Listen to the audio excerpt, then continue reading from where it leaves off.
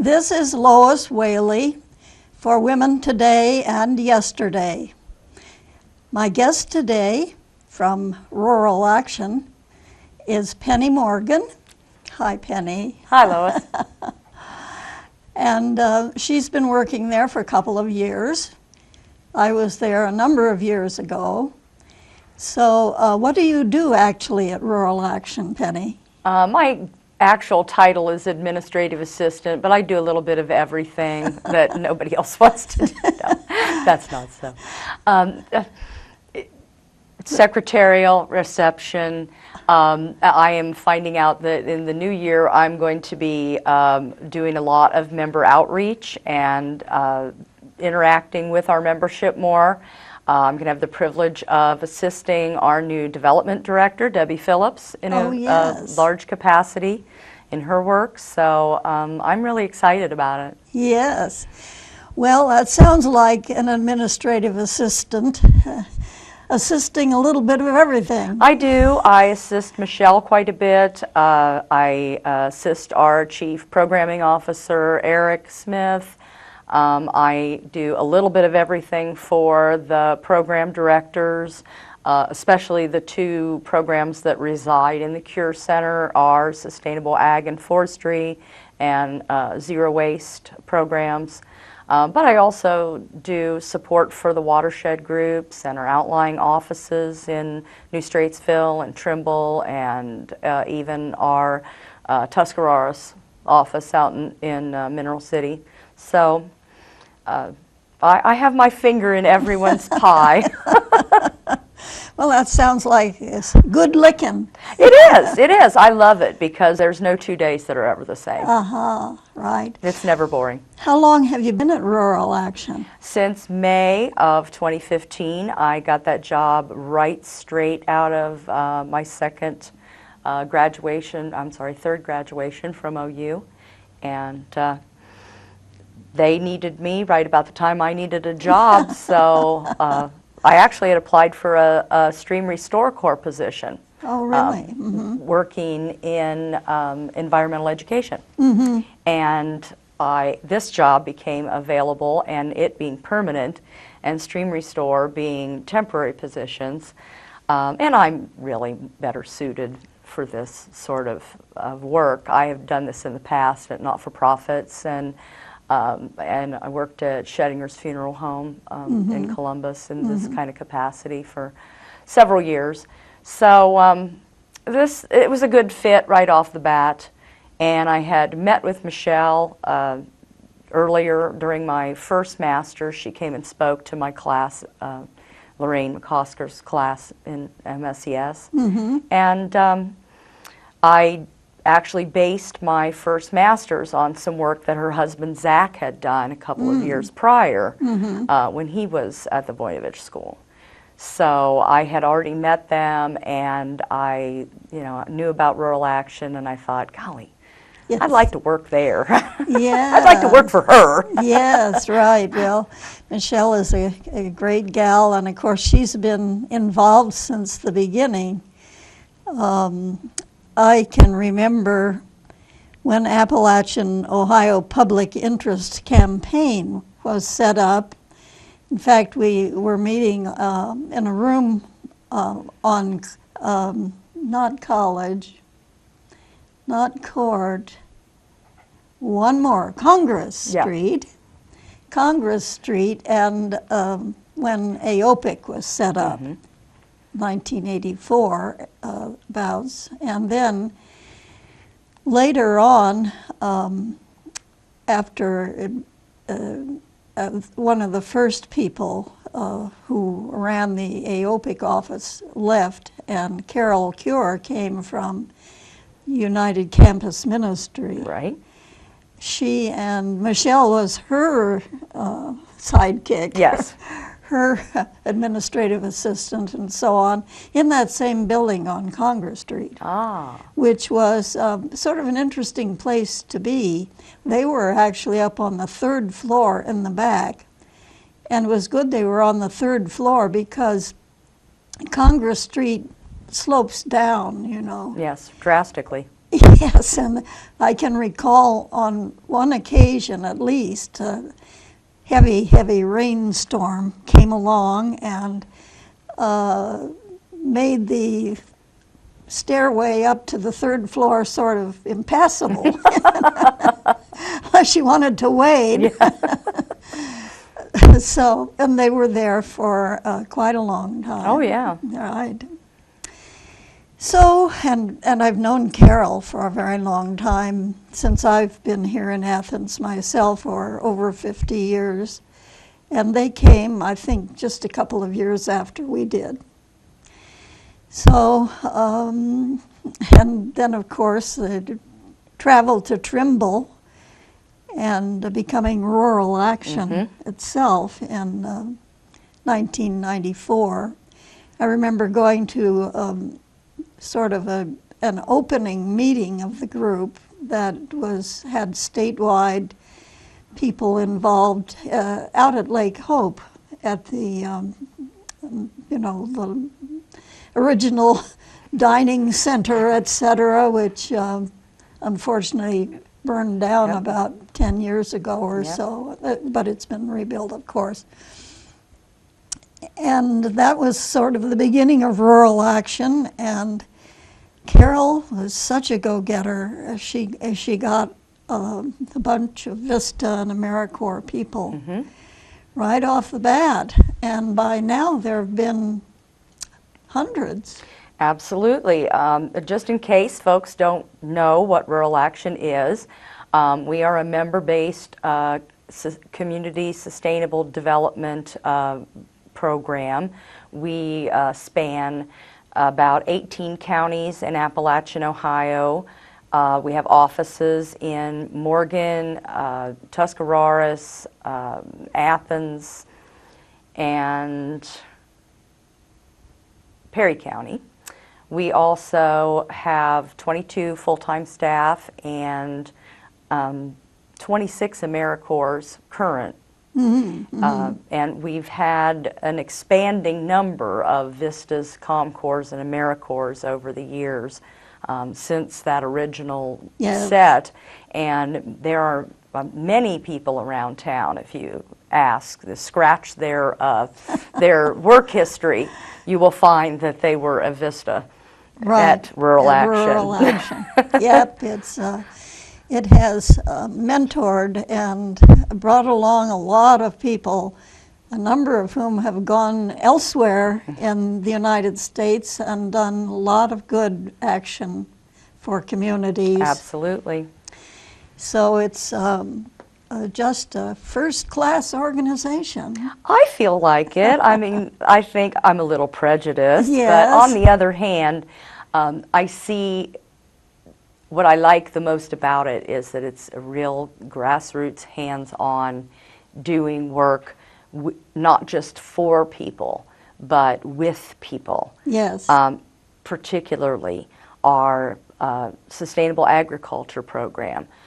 Those folks get right out there in the dirt with the farmers, tugging and hauling and doing, and they are the ones doing the processing for our farm to school program. They are the ones doing the hands-on labor, often outside of office hours.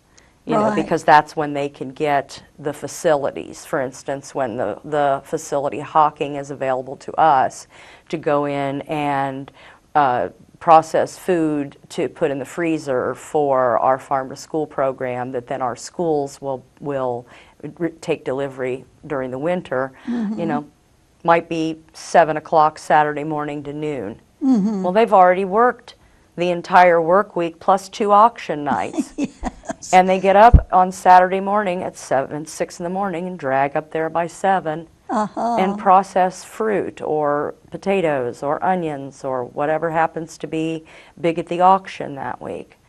And it has been such a successful program in introducing healthier eating habits to school children. And the children take those habits and those desires for fresh local produce home to their parents, and they ask for things. Well, we heard this food came from the Chester Hill Produce Auction. And we have Kids Day at the CPA, where classes of kids from each of the elementary schools in the county go out there and they give them money. They're allowed to, CPA money. They're allowed to bid, and then they bid on their produce, and then they take it over and give it to the donation station. It goes to CFI. Oh. So they see the whole process, from the farmer to the consumer to donating. Mm-hmm. And it really makes an impression on Right. these kids. And of course, that is the outlet in Morgan County, Chester Hill. Correct. A very interesting place. Yes, if you ever get the opportunity to go to the Chester Hill Produce Auction, I cannot recommend it more. 8380 Wagner Road in Chester Hill. Yes. Well, before you get to there's a local road, a state route, I believe, that comes in on the corner a little bit farther down. Chester Hill Produce Auction is rather close to the middle of town. Yes. But if you're coming from Athens, you get to that before you get to this corner where the road comes, and there is where the very interesting place that they think might have served during pre-Civil War times, for escaped slaves. Yes, a stop on the railroad. Right. And Quakers founded it some time ago, and Ada Adams runs that spot. Ada actually works with our sustainable ag folks frequently, and we've had, she has been kind enough to host our sustainable ag group and some other guests out there for a half-day heritage seminar, because one of the things that we're getting into as an expansion of our work is promoting ecotourism in the area to replace jobs that have left for various reasons, and to take, to be able to take advantage of the great beauty that we have here and share the fabulous heritage that we're fortunate enough to have here in Southeastern Ohio. Right. And we're, in my opinion, a hidden gem. People kind of fly over us on their way to somewhere else. Right. And there's a lot of us to see, and it's beautiful, and it's productive, and it's full of culture and history. One of the biggest challenges I think that they overcome at the CPA is meshing the cultures of our Amish farmers and our English farmers, because they're very, very different in the way that they handle selling their items. And it can be challenging for them to understand us as hard as it is for us to maybe understand why they don't just do what we do. How do they differ, basically? Well, they don't have phones. They don't use email. The Amish farmers, right? Yes, so contacting them for meetings or if something changes, we do a great deal of our correspondence via email. And they don't have computers, so there is no email.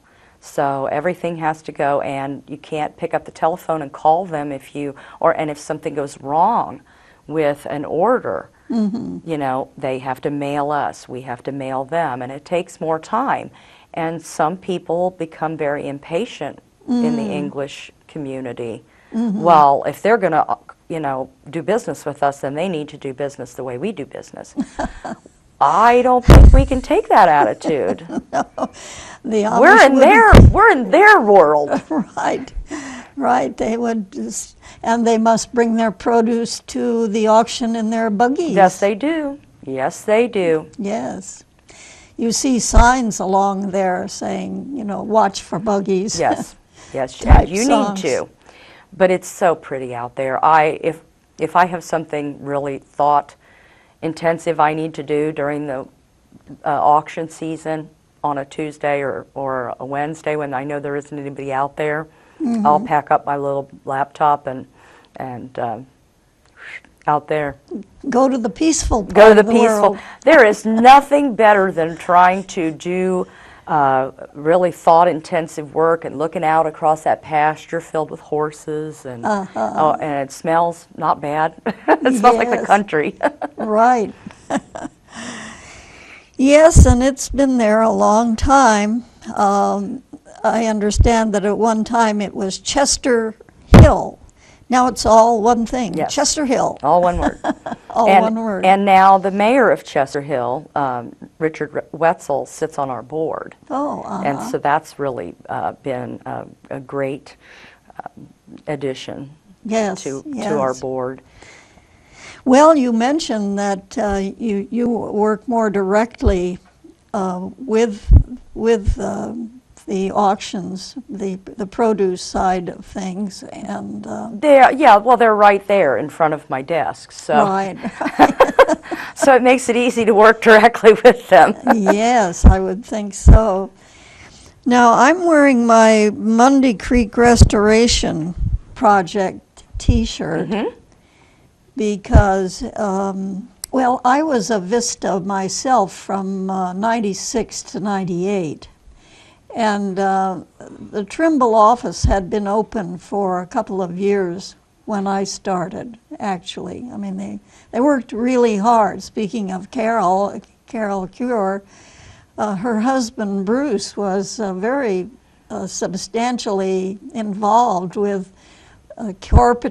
carpentering and so on in the old church. Yes. That became the Rural Action headquarters there in Trimble. And there are still some parts. What parts of Rural Action's work is mainly out of the Trimble office? Is there something special there? Yes, yes. Our Sunday Creek watershed restore project is out of there, and the biggest part of their work is the environmental education. Joe Brem's group is out there, and they just do a huge amount of work over the course of the year, between what they provide for the kids, between the educational events that they do for teachers throughout the year. Their big conference is in November, but they also are thinking of doing another one at some other time during the year. And they also handle the environmental education, also handles a lot of our ecotourism events, such as our extremely successful last year Birds in the Hills Festival. We had a huge turnout for that, and we are definitely going to be doing that again this year. Oh, good. And we're looking forward to expanding on our publicity for it. We couldn't have been more thrilled with how it went. Great.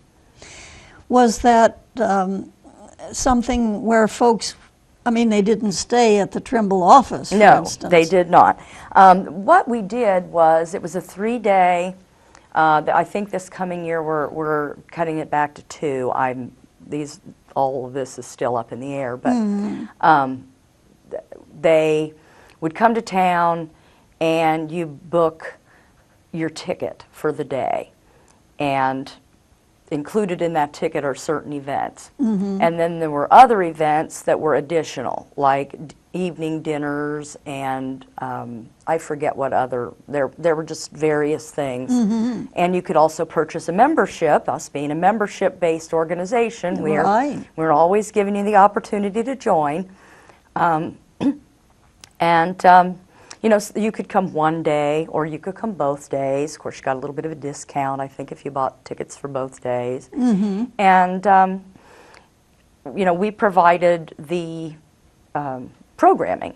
And there were various bird hikes and bird education sessions and lectures, that sort of thing. And I forget if they didn't have one like all half-day event the second day. And and the second day's events, because it was Sunday, were sort of shortened.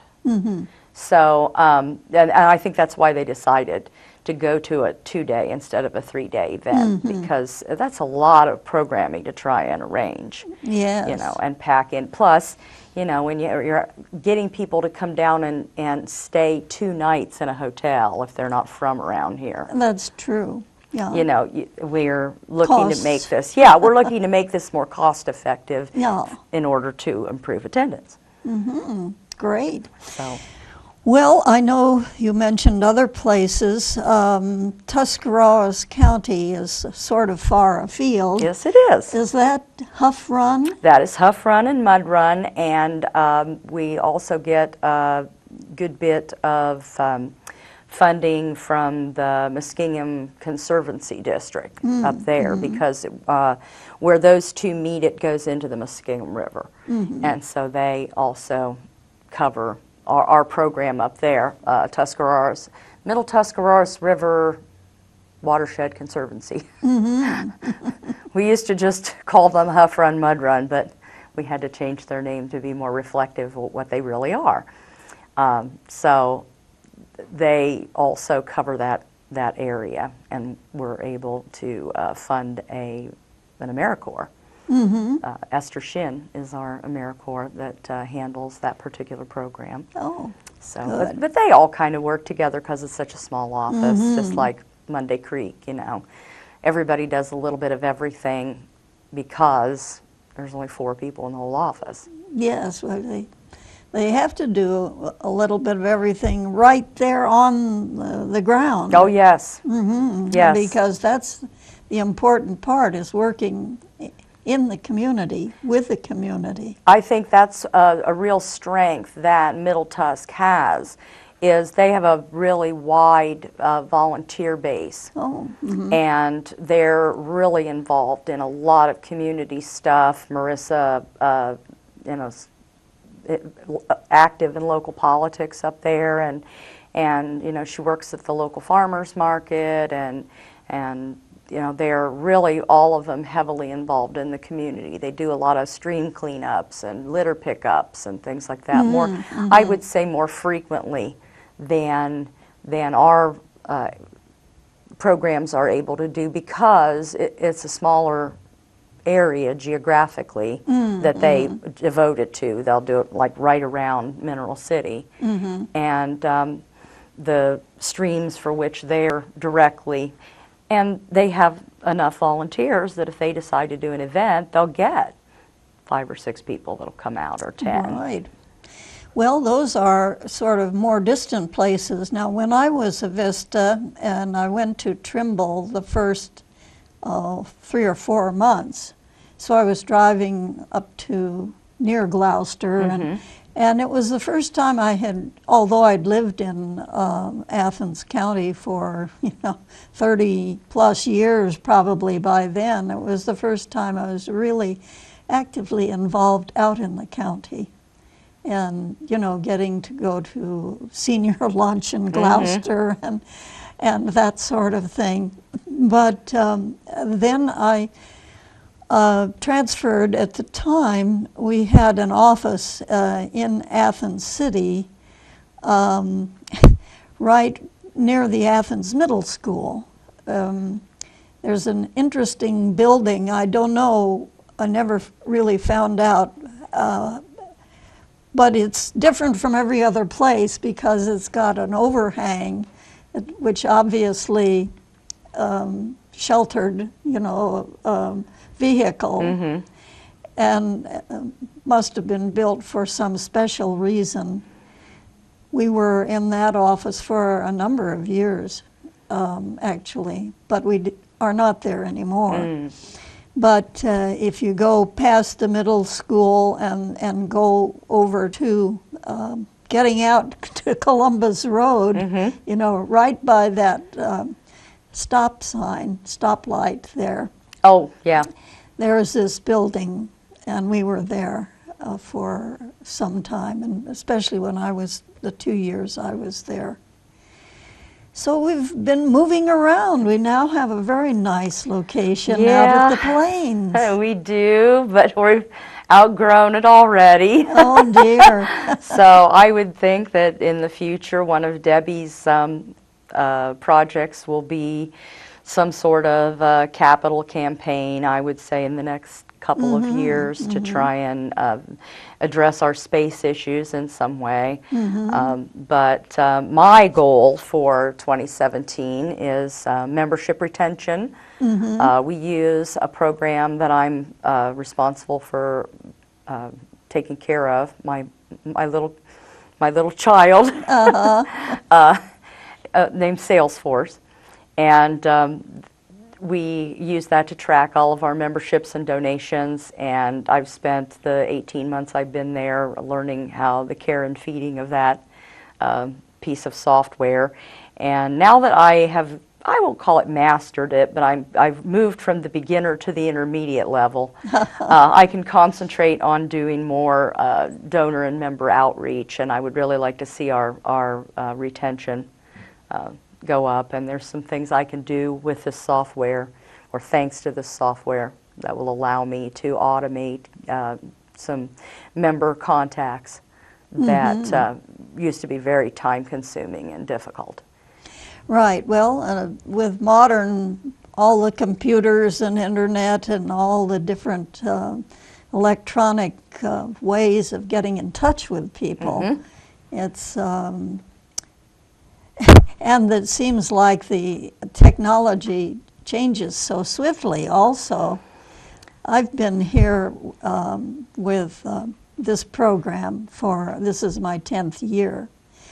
And when we started, we would put the program on one of those old-fashioned black things, you know. A videotape? A videotape, right.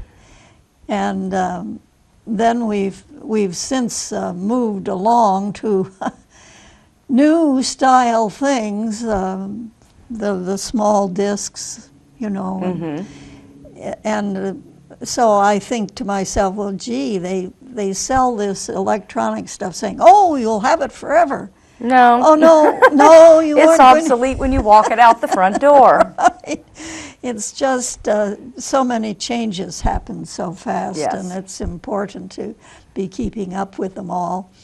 But I did want to talk a little bit about my memories of being a VISTA with Rural Action, and one of the things that I did early on was go to New York City.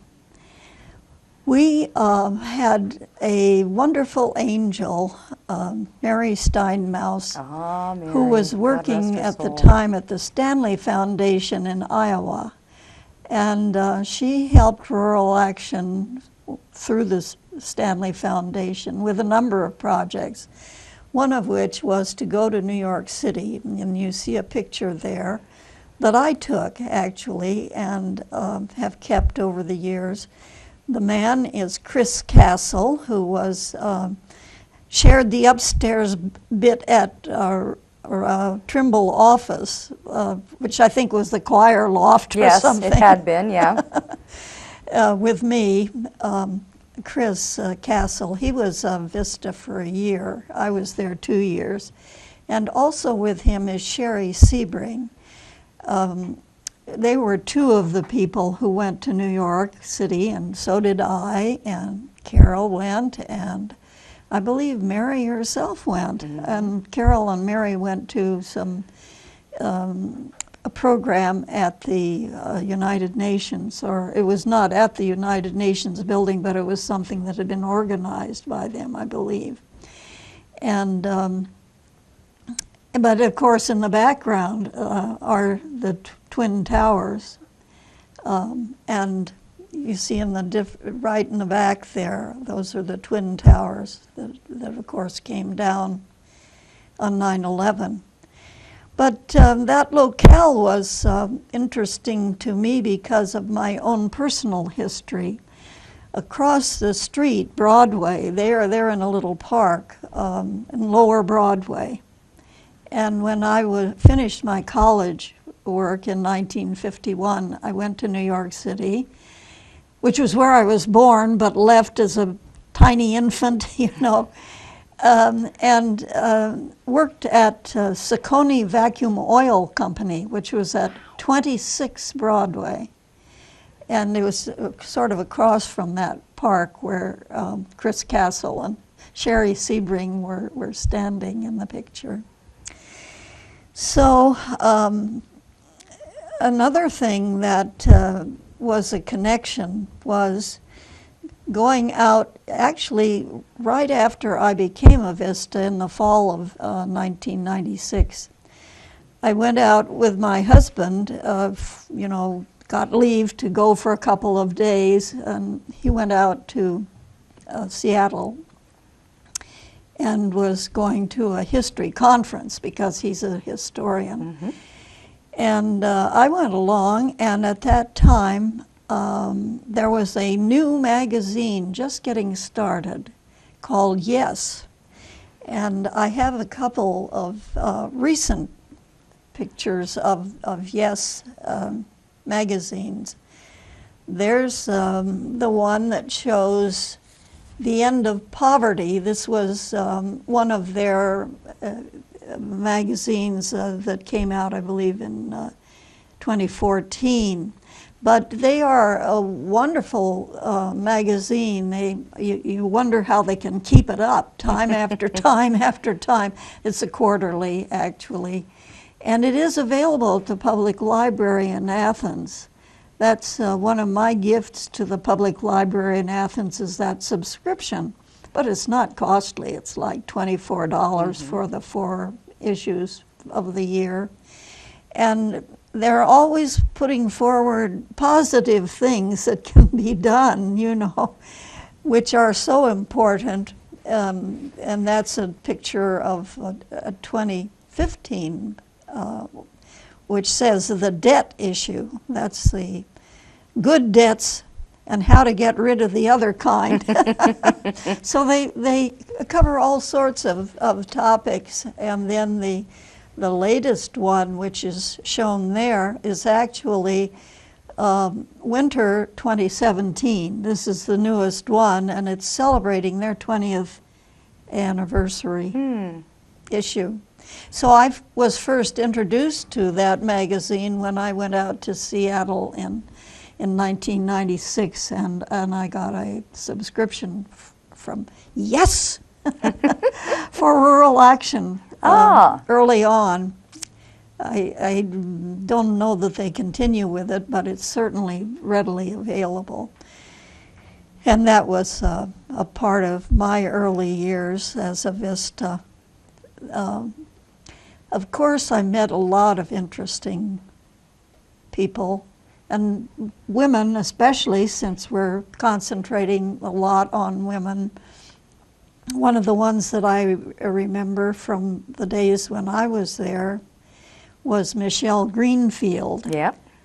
Michelle Greenfield was working on a credit union idea, and there was a credit union. She helped to organize that locally, but it didn't last. It didn't get enough business, you know, and that sort of thing. But she set that up during her time there. And then, of course, she and her husband invented their company, Third Sun, and began doing solar power installations. And now they're a national company. Yeah. Really. So it's wonderful how Southeast Ohio has been involved with in getting renewable energy.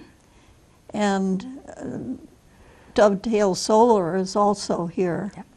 Both of them were pioneer companies in that whole idea of renewable energy. And there's a gal here in town, Morgan Hager, who runs her own solar company called Athena Solar. And she actually was trained at the solar certification class that Rural Action hosts. Blue Rock Station, it's Jay Warmke is the instructor of the class. That's in Muskingum County, isn't it? I believe. Blue Rock is, yes. Blue Rock, yeah. He actually holds these all over the state, varying lengths, and our partner in that here is Upgrade Athens.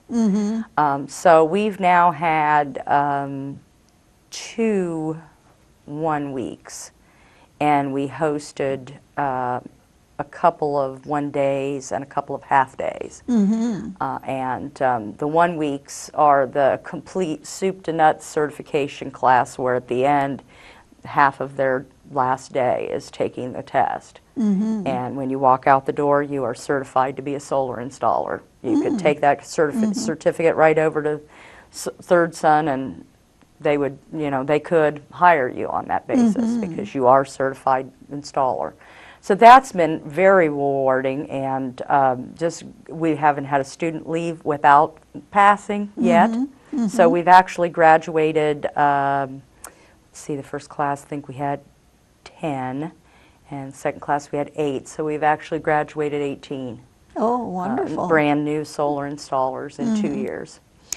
Right, well, politics being what it is, it's sort of hanging fire at this point. Great so. Because I understand that the lame duck session of the legislature passed 17 bills, if you could imagine, in a lame duck session, 17 bills onto the governor, and he signed a number of them, but one that is still hanging fire is the one that really mandated more use of renewable energy. Renewable energy bill, yeah. And it's been it was put on hold 2 years ago. It was actually passed during the time when Ted Strickland was governor. Correct, and Kasich chose not to enact it.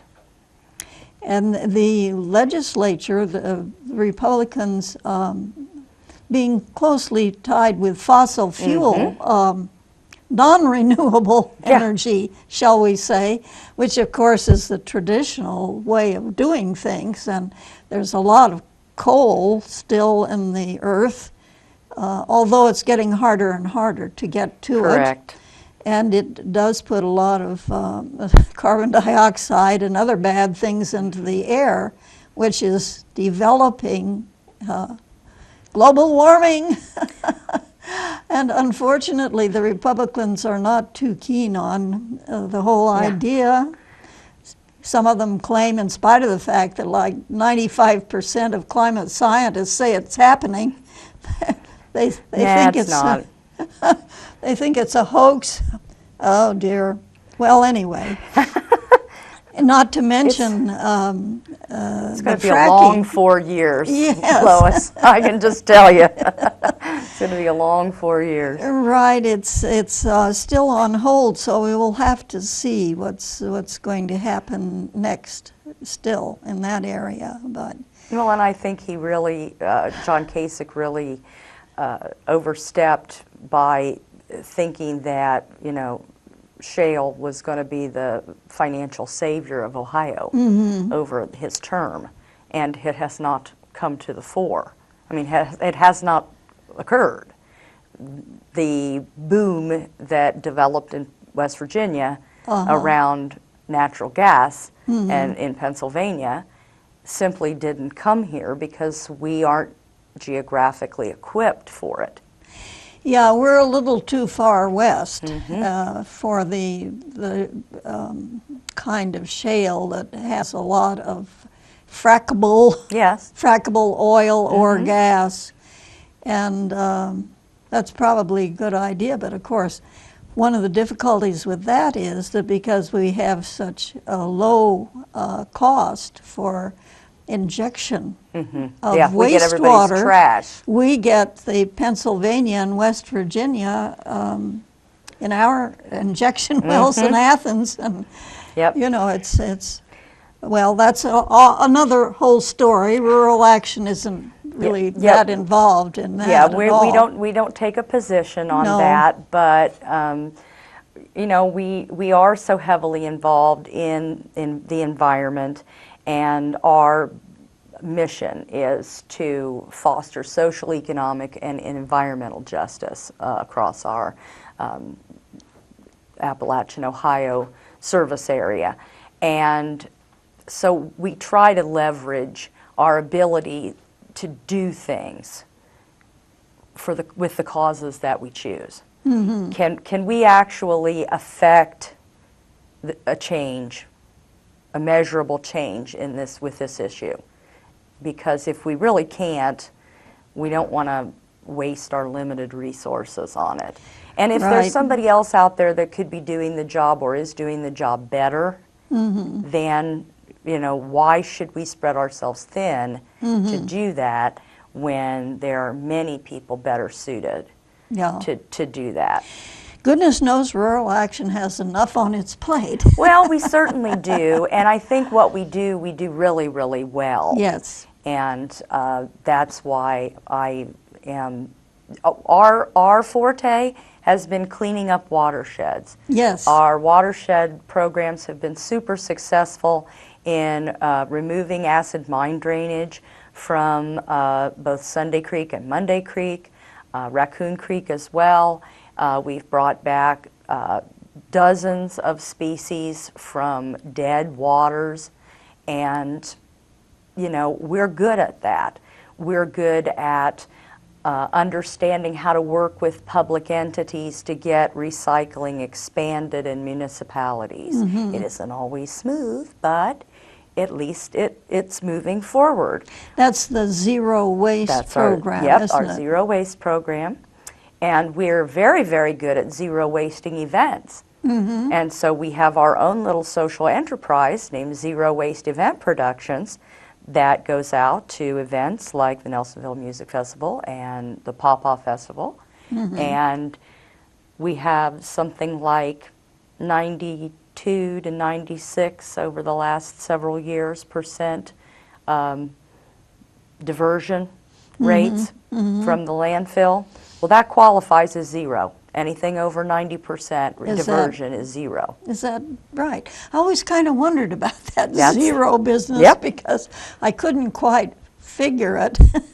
It's anything over 90% is considered zero, because you really can't get to zero, but it's still, we strive for as high as we can get. And if we can get 96, or we have had 98 in the past at Pawpaw. So, we always shoot for the moon. Shoot for the moon. And maybe you'll hit 92%. Yeah, well, that's we've had, anywhere in that range, and we're happy campers. Right.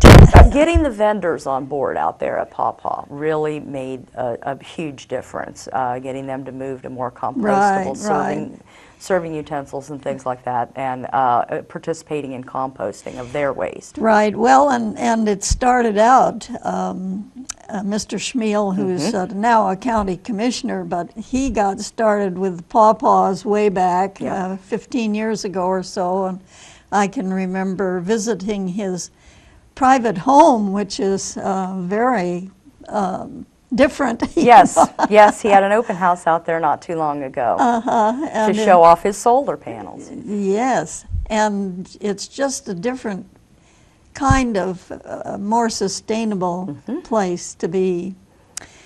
So it's this is one of the things that's Rural Action's strength, is that we've got local people who are interested in the things that Rural Action does. Yes. And Rural Action is able to strengthen the work of doing things more renewably, more community-wise, so on. Yes, very much so. It's one of the things that I think is not only its strength as an organization, but its strength as a part of the community.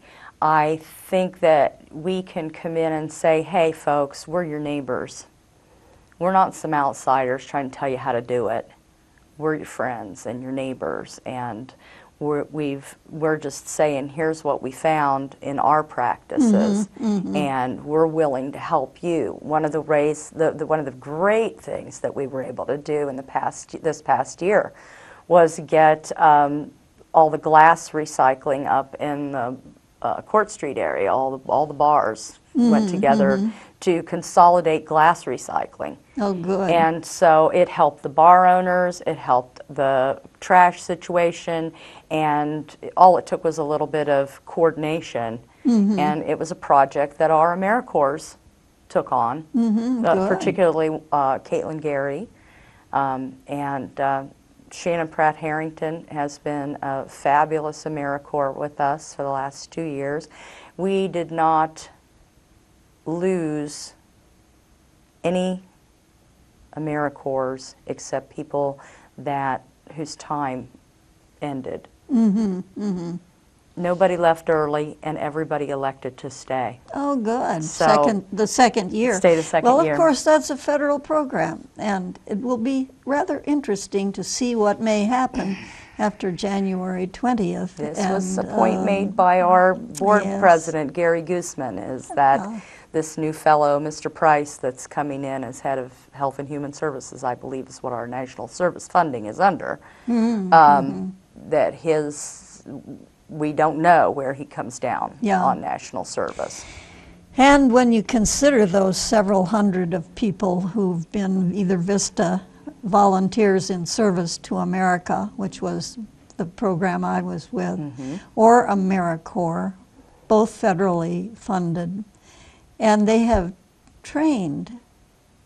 really trained people who already were skilled in their areas, but they have trained them in programs like the ones that Rural Action has been involved with those several hundred VISTAs and AmeriCorps, to work nationwide, really. Oh, yes.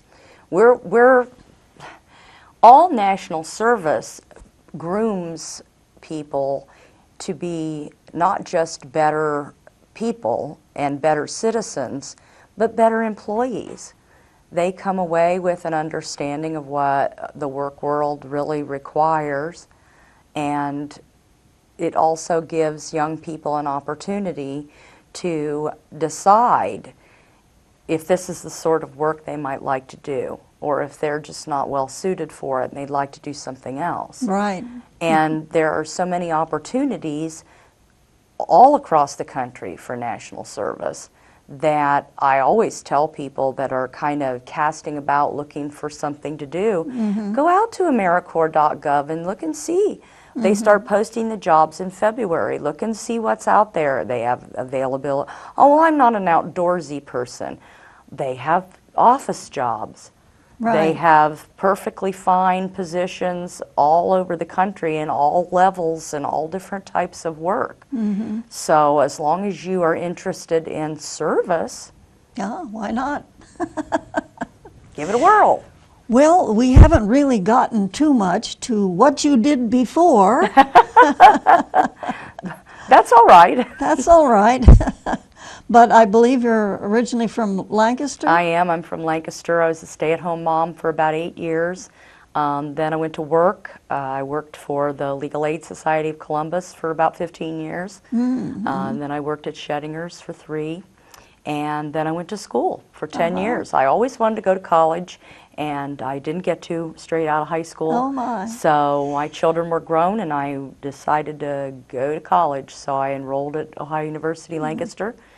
And I took 4 years there of a geography degree, and in order to finish, I had to come to Athens.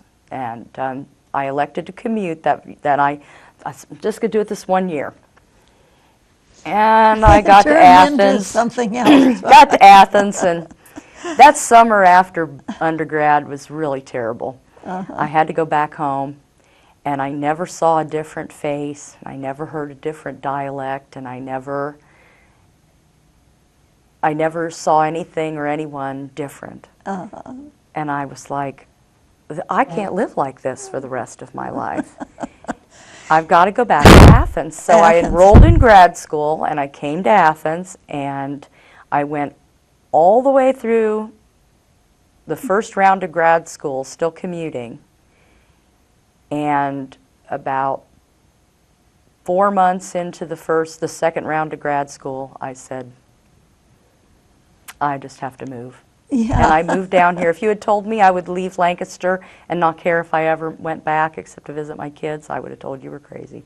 Yeah. But I've been here 5 years now, and I love it. I love it. So after geography, what was your graduate work in? Well, my first graduate degree is in Master of Environmental Studies, the Voinovich School. Okay. And then my second master would have been in geography, but I just didn't quite finish that thesis. Well, that's something for the future. Yes, Yeah, well, something dog for the needed to future. eat. Yeah. And rural action needed me, so. Right.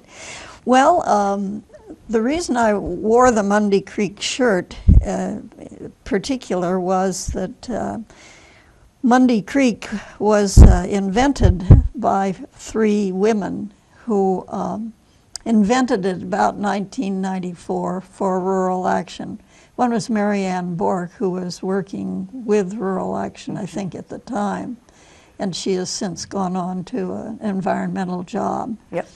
Another was Mary Sturtz, who was a geology professor, wonderful young woman, and an excellent community person.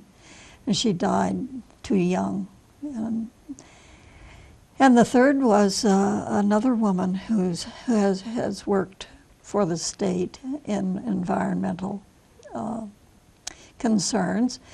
And they got in touch with me, but at the time I was on the Public Interest Advisory Committee of Orsanco, the Ohio River Valley Water Sanitation Commission.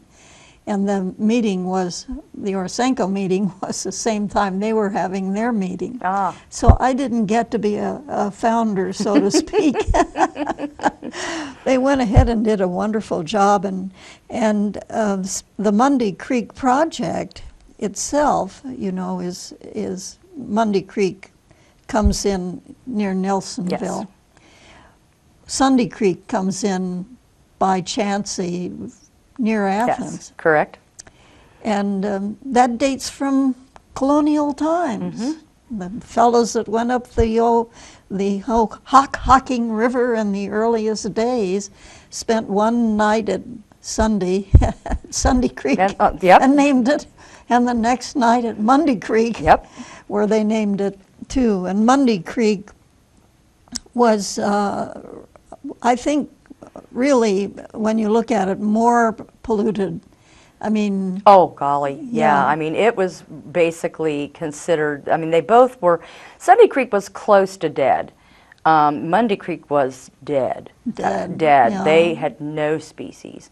And I think Nate said at last count they have 39 now. My goodness. And out of those 39, I want to say 16 have come back this year alone. And now, you know, don't quote me on these numbers because I could be way off, but it's just been a huge increase, especially in Mundy Creek. And Sunday Creek has come a long, long way, too. Like I said, I just counted in the dozens of the species that they brought back. Well, Mundy Creek for a long time was under Mike Steinmaus because Mary moved from Iowa. She and her husband, Mike, moved to Southeast Ohio. She left the Stanley Foundation.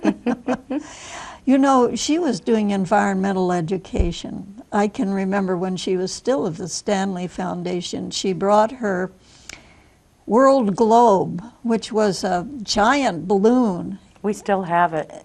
Really? Do you have one? Well, it was a fascinating idea because it was something that could be blown up, I don't know, about 15 or 18 feet it's canvas. In diameter, and children could go inside. Oh, now ours you can't go in. Is that right? It's just... Mary had one that was you could go into. Oh, I see. And the children could sit inside, and of course you would see the continents from a different perspective, but you could identify the different continents and so on. And I had a beautiful picture of that was published in one of the Perry County papers. But Alas, I took it one time that Rural Action was meeting out at the Eclipse, and I didn't get home with it. Oh. I'm afraid I lost it on the walking out to the car or something. So, but Mundy Creek is really great, and I think of all those women who've been involved. Michelle Decker, who's our current person, Karen Affeld, who was Carol Cure's vice chair or whatever, for a number of years, and so many wonderful My predecessor, the late Barbara Iden Molinaro. And Candy Witham. Candy, yes. Candy She was in charge of the vistas. She still is. She's our AmeriCorps, and then Shannon Stewart is her assistant. And she is a real local person. Very. Yeah. Well, all these wonderful people, but it's been very nice having you on, Penny. Thank you. And talking to you about Rural Action and our mutual interests in environment and community work. And I have a T-shirt from Rural Action that talks about community, economics, and environment. Yeah. That's our triple bottom line. Yep. Well, this is Lois Whaley, and for Women Today and Yesterday.